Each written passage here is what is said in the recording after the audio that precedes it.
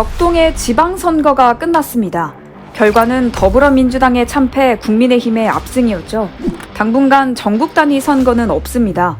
2024년 총선 전까지 국회는 여소야대, 지방 권력은 여대 야소 국면이 계속될 거란 얘긴데요.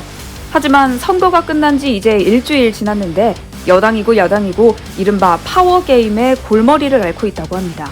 왜 그런지 한 주간의 여론조사 결과를 토대로 지금의 정치 지형을 짚어보겠습니다.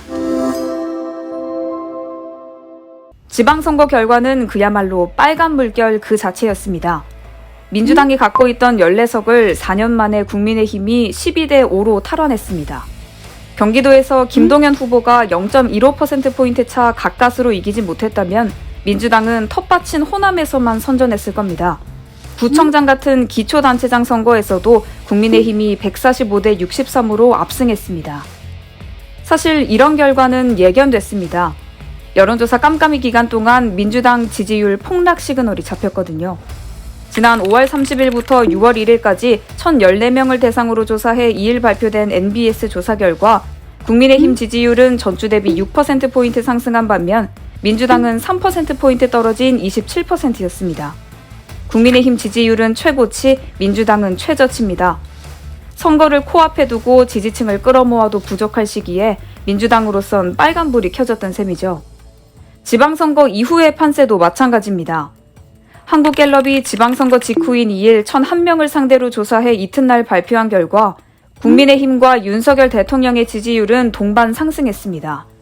윤 대통령은 2%포인트 상승한 53%였고 국민의힘도 같은 수치 상승한 45%였습니다.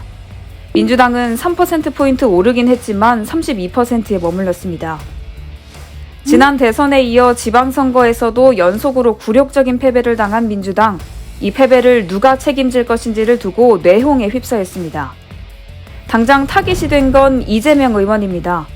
대선 패배의 직접적 당사자이기도 하고 이번 선거도 총괄 선대위원장으로 진두지휘한 만큼 책임을 피할 수 없다는 이유에서죠. 이 의원은 차기 당권에 도전할 뜻을 내비치고 있는데 그만큼 반발도 거센 게 현실입니다. 국민의힘의 사정도 다르지 않습니다.